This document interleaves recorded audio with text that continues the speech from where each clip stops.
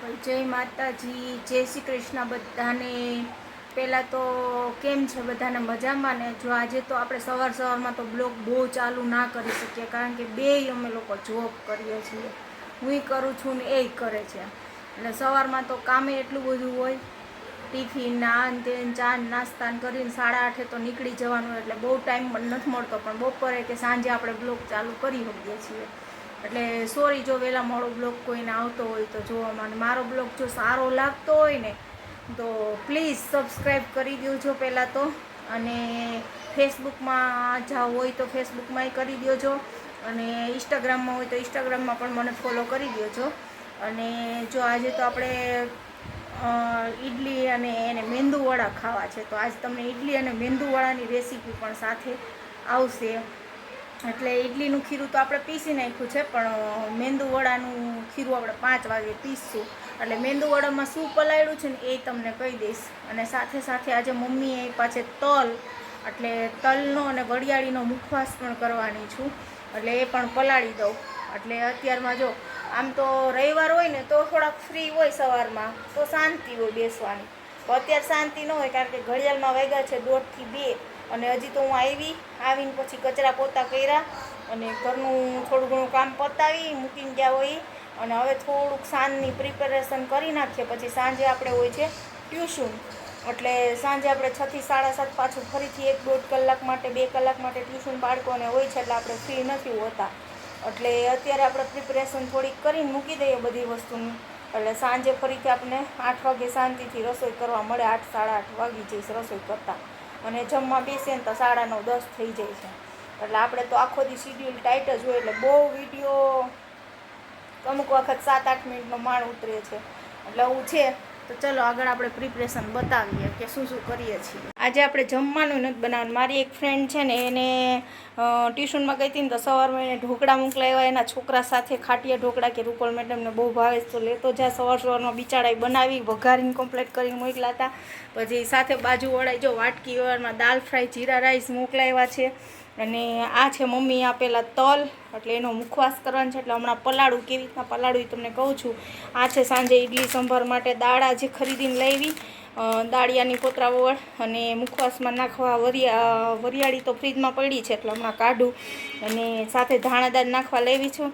અને આ નાના છોકરાઓ છે ને ટ્યુશનમાં આવતા હોય ને તો એને દેવા માટે, અને મારે ખાવા માટે, અને મમરાની થેલી, દૂધની થેલી, અને લીમડો બહુ ઝાઝો આવ્યો હતો, એટલે આજુબાજુમાં બધાને ઘરે આપી દીધો, અને મમ્મીને ઘરે આપી દીધો, બધાને ઘરે આપી, અને હવે આપણે પ્રિપરેશન ચાલુ કરીએ।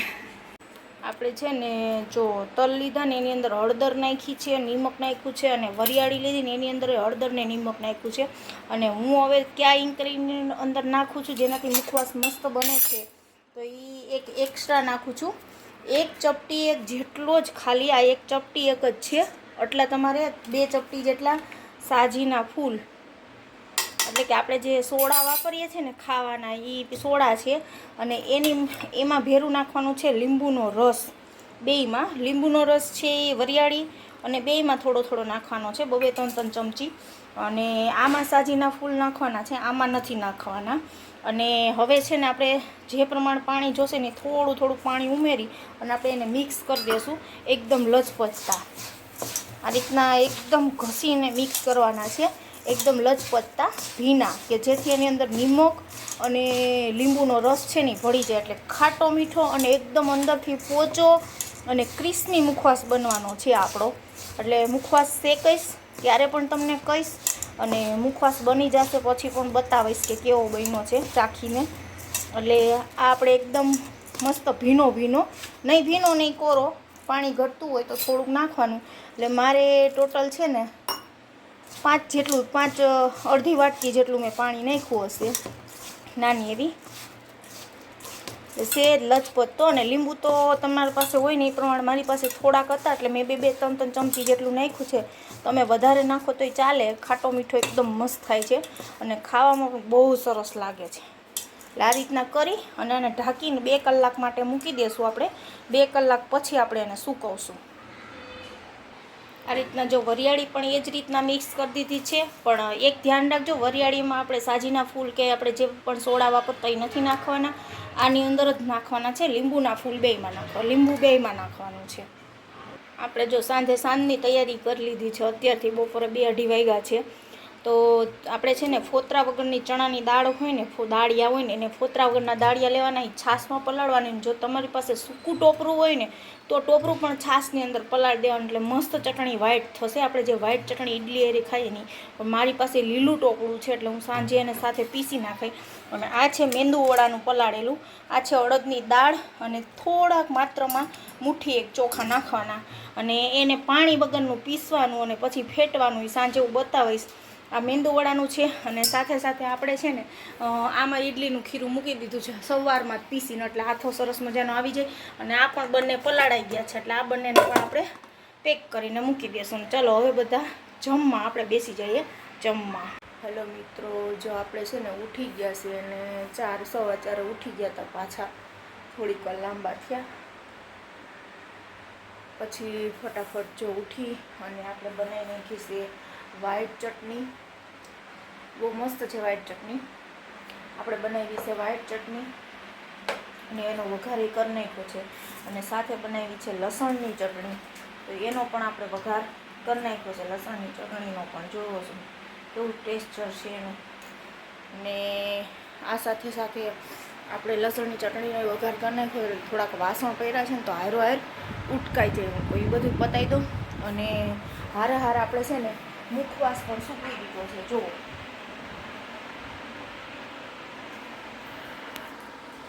આ સુકાઈ ગયો છે આપણો મુખવાસ, અને મસ્ત મજાનો આમ સૂકવી દીધો છે. એટલે મુખવાસ એ સુકવાઈ ગયો છે. અને હવે મુખવાસ તો આજ શેકાય તો ભલે, નહીંતર કાલ શેકશું આપણે. આજે મુખવાસની પ્રોસેસ પૂરી નહીં થાય, એટલે હમણાં 6 વાગે ટ્યુશનવાળા આવી જાય છોકરા, એટલે આપણે ઉઠીને પહેલાં આપણી પ્રોસેસ ચાલુ કરી દીધી. વ્હાઈટ ચટણી, રેડ ચટણી, રેડ લસણ. રેડ ચટણી કેવી રીતના બનાવી એ તમને કહી દઉં છું. લસણ છે, એની અંદર લાલ મરચું, જીરું પાવડર, અને નિમક અને પાણી, અને વઘારની અંદર તેલ મૂકી, એની અંદર રાઈ, આખું જીરું અને હિંગ નાખી અને વઘાર કરી નાખવાનું પાણી સાથે. અને એને 10-5 મિનિટ હળહળવા દેવાની, એટલે એકદમ ચડવા દેવાની. અને પછી ચટણી મસ્ત બહાર આપણે ખાઈએ ને એવી ઓરિજિનલ થઈ જાય છે. અને હું ઓલું જે આપણે લાલ સૂકું મરચું છે ને એની બને, લાલ જે સૂકા મરચાં વઘારમાં ઉપયોગ કરીએ ને એની પલાળીને બનાવો ને તો એની ઓરિજિનલ બહાર જેવી ખાય. પણ અમારે એ નથી ખાતા, અમારે આ લસણવાળી ચટણી ખાય છે. અને સાથે આપણે જે ટોપરા અને દાળિયાની ચટણી બનાવી એનો આપણે લીમડું નાખીને મસ્ત વઘાર કરી નાખ્યો છે, એટલે સાંજે ટેન્શન નહીં. અને હવે છે ને ચોકડીનો વારો છે. વાસણની ચોકડી ભરી સવારની, એટલે આપણે હવે વાસણ ઉટકશું, કારણ કે આપણે ફ્રી નહોતા. અને થોડીક વાર તો આરામ જોઈએ. તમને ખબર જ છે કે હવે આપણી હાલત થોડીક બગડતી જાય છે. એટલે આ કામ કરીએ. હાલો આગળ બ્લોકમાં બન્યા રહેજો, મજા આવશે જોવાની. ચાલો આપણે છે ને ઘડિયાળમાં 8 વાગી ગયા છે, અને જો અહીંયા સંભાર ઉકળવા મૂકી દીધો છે. સાથે હું કહેતી હતી ને મેંદુવડાનું ખીરું, પણ એમાં પાણી નહીં ખાવાનું ને એકદમ કઠણ પીસવાનું હોય છે. હવે આને ફેટીને બતાવીશ. આનો કલર ચેન્જ થઈ જાય ને એકદમ વ્હાઈટ થઈ જશે. અને આપણે મસાલા ઇડલી બનાવવાની છે, એટલે મસાલો આપણી પાસે ધાણા ભાજી નથી, પણ મસાલો બનાવી નાખ્યો છે. સાથે આપણે આ મરચાં છે ને એને પેસ્ટ કરેલ છે ને આમાં મેંદુવડામાં નાખવાની છે. બીજું કંઈ નથી નાખવાનું મેંદુવડામાં. આ પેસ્ટ ધાણા ભાજી હોય તો ધાણા ભાજી નખાય, અને નિમક, બસ આ જ વસ્તુ મેંદુવડામાં હોય છે. પણ આની ફેટવાની જ ખૂબી હોય છે. ફેટી નાખો ને પછી તમારે જો ખબર પડે નહીં ને કે આ કેમ ફૂલશે, તો પાણીમાં નાખીને તમે ખીરું જોવો ને તો એ તરે ને તો સમજી જવાનું કે મેંદુવડાનું ખીરું છે એ કમ્પ્લીટ થઈ ગયું છે. તો ચલો આપણે આગળ મેંદુવડા બનાવવાની તૈયારી સ્ટાર્ટ કરી દઈએ.